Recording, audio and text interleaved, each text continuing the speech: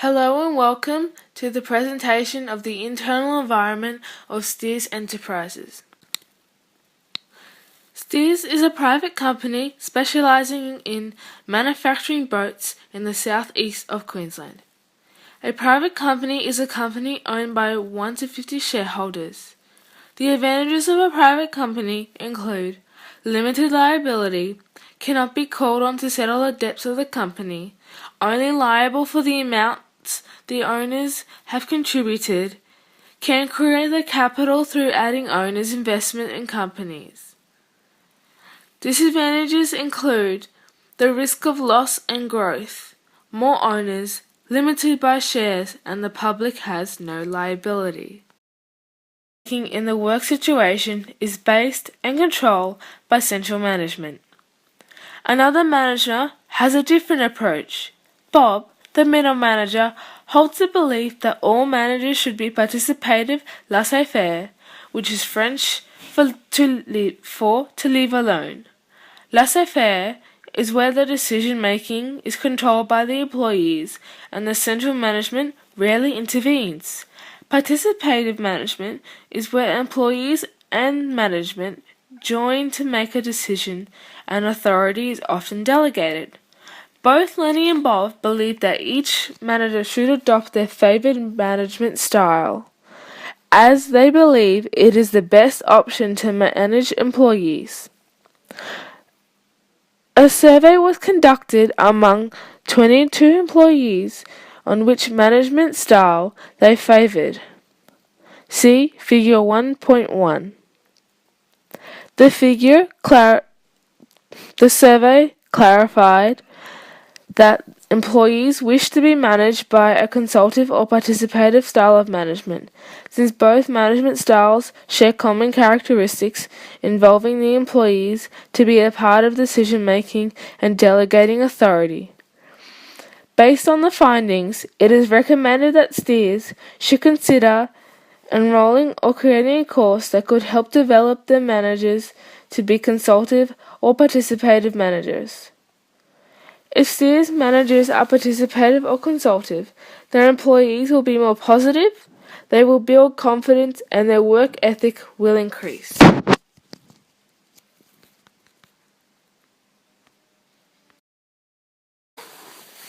The newly appointed CEO, Stacey, believes that her occupation description is to control Bob and Lenny, leading her to micromanage the two managers, which provides her with very little time for anything else. Stacey believes by being a micromanager, she is empowering Bob and Lenny to achieve the objectives or goals of Steers. Micromanaging is a detailed and often demotivating scrutiny of employees' work on a continuously. A micromanager style of manager, in most cases, does not allow his/her employees to explain a mistake, and therefore employees feel like it's their fault constantly. This results in employees becoming afraid to communicate with the manager because they have been reproached. In some cases, employees have felt so insecure that they have become afraid that they might lose their job due to their manager's behaviour. Some other common consequences of being micromanaged are stress, which can affect not only work life but also personal life. Health problems such as heart problems or high blood pressure, economic problems and job security, fear of being demoted or losing their job, emotional strain due to verbal or emotional abuse from a manager which negatively impacts employees' self-esteem, fatigue from work, lack of appreciation from a manager can lead to employees being unmotivated because they feel unappreciated, and micromanagement can have a negative effect on employees' engagement and morale. A survey by Trinity Solutions found that 71% of participants said that being micromanaged interfered with their work ethic, and 85% said their morale was negatively impacted. Author Harry Chambers, in his book My Way or the Highway, explains what an what exactly a micromanager expects of an employee. Since micromanagers usually don't provide clear direction or establish clear expectations, it is a losing situation. Micromanagers expect employees to be able to read their minds, and that leads to employees feeling like a failure because they're not mind readers. Stacey, the CEO of Steers, should consider readjusting her approach on how she manages Steers, and specifically Bob and Letty. It is suggested Stacey should adopt a consultative approach which will positively impact the morale of her employees.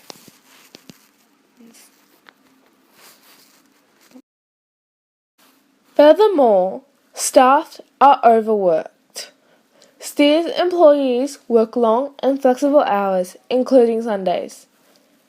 If you refer to figure 1.2 on the screen, you can see the impact of overworked staff on a 6-hour work week. Productivity begins to gradually decline. Being overworked generates a negative impact, which involves an increase in stress levels, preventing a healthy, balanced life, followed by low productivity and motivation. Employees who work long hours do tire or burn out and become unmotivated, which leads to poor work ethic. Recommendations to improve the overall happiness and productivity of your employees include decreased workloads, regular breaks, encouragement and appreciation from management and colleagues, 40-hour work weeks, and more of a voice in the company Steers. The administrative and finance team is made up of 5 employees who never rotate duties, creating exhaustion as employees will tire of completing the same duty repeatedly. Staff will become unhappy and will not enjoy coming to work, but also lose motivation and work ethic. Rotation of duties will also keep employees interested in working at Steers, thus preventing Steers from hiring extra staff, which can be expensive. Also, since Steers has implemented a new production line process with the aim of increasing profits and efficiency, it is in the best interest of Steers personnel that Steers invest in professional development and training to avoid unnecessary setbacks, plus the health and safety of employees, thus avoiding the likelihood of manufacturing less products than intended. Here is a SWOT analysis of professional development. The strengths of professional development include employees gain knowledge of the new technology and manufacturing process, colleagues interact with each other, team building, and increase in staff morale.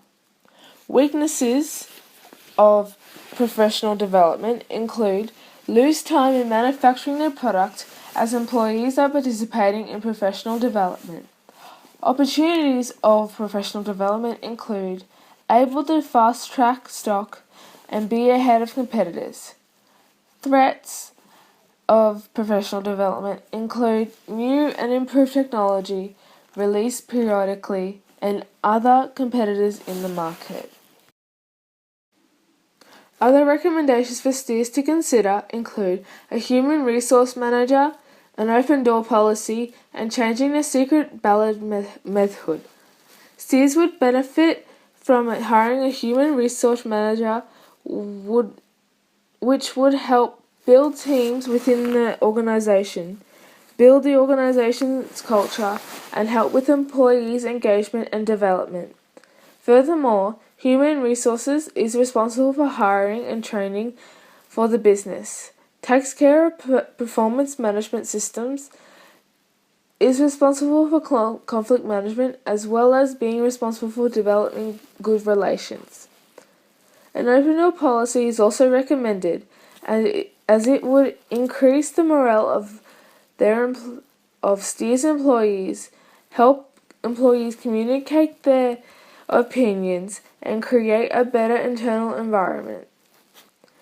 Steers currently host a general meeting once a week, but when they ask for their employees' opinions, they employ a secret ballot system, which only limits employees to pick a single option. An alternative to a secret ballot is an open discussion. Let each employee express his or her opinion on the situation, which outcome they believe is best, and then vote on which direction the company should take. Clearly, it can be concluded that Steers should implement an open door policy as it will increase the morale of their employees, help employees communicate their opinions, and create a better internal environment for Steers. The CEO, Stacey, should reconsider her approach to Bob and Lenny and become consultative with the two managers and other surrounding colleagues. Stacey needs to loosen the reins and let her employees do their job so she can do hers. Steers should invest and implement staff personal development, not just for the new process of manufacturing boats, but also for being consultative or participative manager. Steers needs to consider the well-being of their employees and reduce the 60-hour work week to 40 hours, and rotate duties to ensure employees are constantly experiencing new areas of the work environment. Clients do not come first. Employees come first. If you take care of your employees, they will take care of you. Sir Richard Branson.